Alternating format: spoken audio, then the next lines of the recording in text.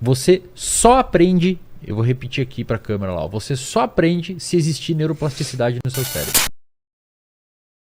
As pessoas, elas reclamam pra mim, Elson, justamente assim, cara, eu não consigo ficar estudando. Eu sento pra ler uma coisa e eu não consigo lembrar. Se eu leio, parece que eu esqueço o parágrafo logo adiante. E por que eu tô colocando essa pergunta pra você? Porque eu acredito que existem formas de estudar. Eu te confesso, eu não consigo ensinar as pessoas a estudar. Eu consigo falar pra elas o que funciona comigo. Algumas coisas que funcionam comigo. Agora, eu percebo que você conseguir estudar é uma questão também de neurociência à medida que, se você segue o que é o fluxo fisiológico do cérebro, você vai ter uma facilitação. Não é que vai ficar fácil, é que você vai ter pelo menos um caminho.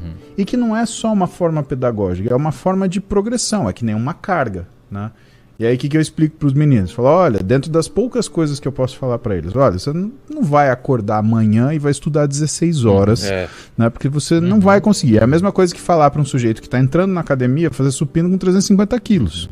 Né? O agachamento com 290, né? Com um pé só, né? Não vai, ele é um esforço também. Isso que você fala sobre esforço, sobre a situação desconfortável, sobre o estressante, isso é válido para o aprendizado?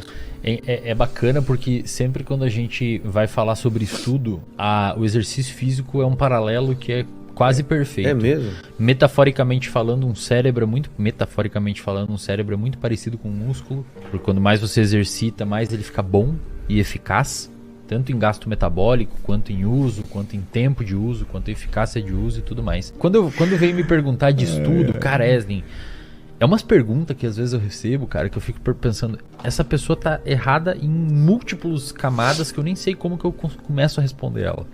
Assim, como que eu aprendo mais? Cara, primeiro, você tem que ter uma base para florescer um bom estudante, que é o quê? Você ter alerta.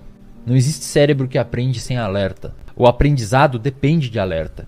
Isso já foi demonstrado demais, cara. Um pesquisador chamado Merznick, um cara pica na área de neuroplasticidade, você só aprende, eu vou repetir aqui para a câmera lá, você só aprende se existir neuroplasticidade no seu cérebro.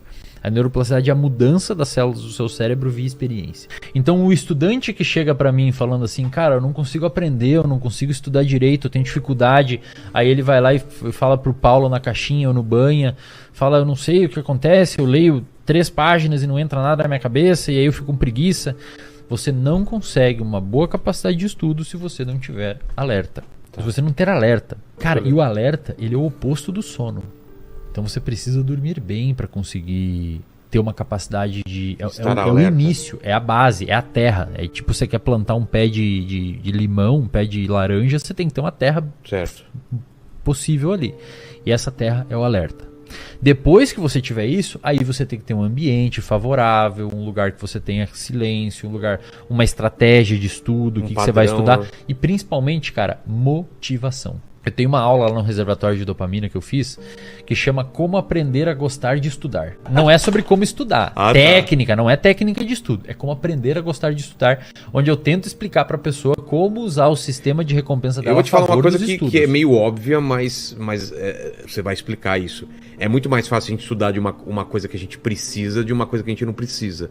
É que a necessidade, ela é o medo é motivacional. Meu pai comprou um carro. Ele vai ter muito mais interesse em ler o manual e aprender sobre esse carro do que se ele tivesse que ler esse manual pra nada. Sim, com certeza. Se eu preciso editar um vídeo, que foi o que aconteceu, eu aprendi muito mais rápido do que se eu fizesse um curso de edição e não tivesse uma coisa prática para usar aquilo. Com certeza. Você ter o estudo, e é isso que eu ensino na aula, você ter o estudo atrelado a uma recompensa. Isso ajuda você a ter motivação para estudar. Então o que você vai ganhar estudando? E medo.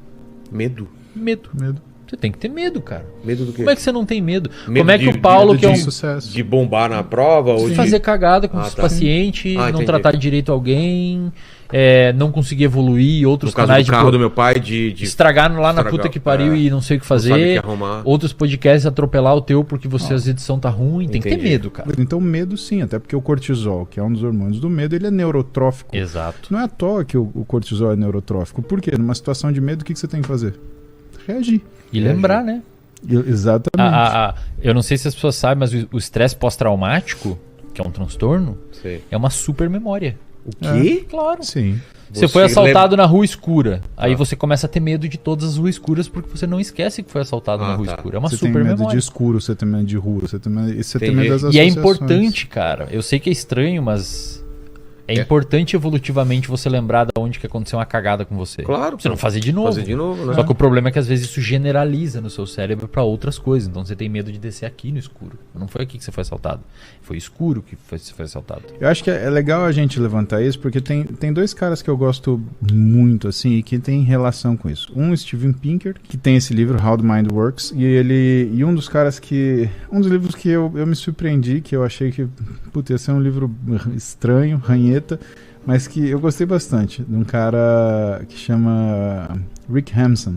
Ele escreveu um livro que chama A Mente de Buda. Por que é legal?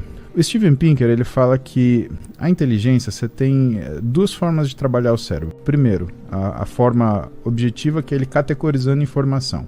Então, por exemplo, né, o que é uma jujuba? Né? Uma jujuba, ela está dentro do grande grupo das comidas, no subgrupo dos doces, dentro dos sobremesa, dentro daquilo que é o snack rápido, né? Dentro do que é sabor de fruta, dentro do que tem bastante açúcar.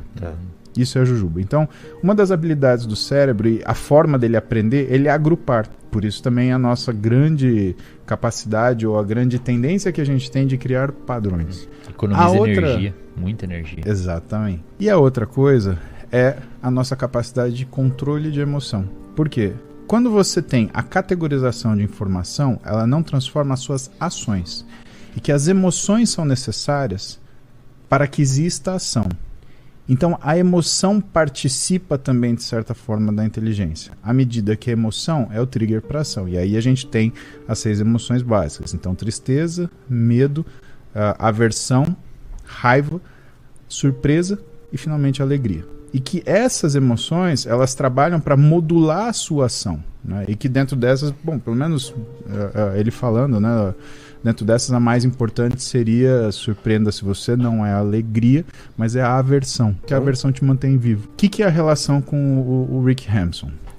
No livro dele, O Cérebro de Buda, Buddha's Brain, ele fala muito sobre o que é a doutrina budista, mas ela vista sob uma ótica de neurociência. Por quê? Porque quem que é esse Rick Hampson? Ele é um psicólogo, né, um terapeuta formado nos Estados Unidos e que tem uma série de trabalhos, mas que ele fala de 3 que são os pilares do budismo.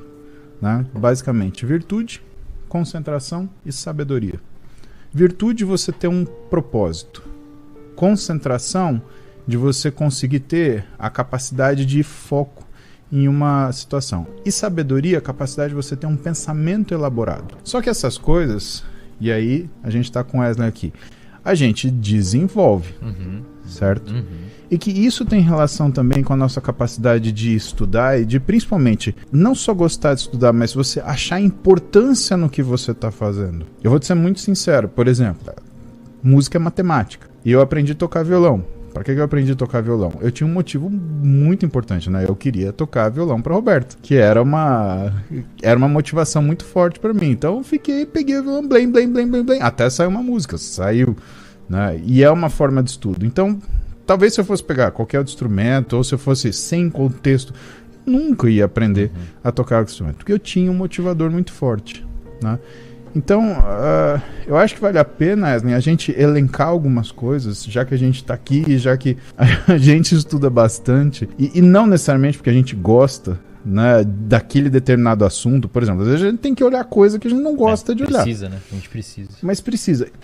E pra gente o desafio é desenvolver o saco para, primeiro, fazer aquilo. Segundo, captar aquela informação. Terceiro, categorizar e elaborar essa informação. E quarto, saber raciocinar sobre ela e não responder a ela também de uma forma emocional. Ter aquilo guardado como se fosse uma informação. Porque é fácil você não gostar daquilo que você não concorda. O difícil é você respeitar aquilo que você não concorda e entender que tem momentos que aquilo ele representa uma variável importante da situação que você está vivendo.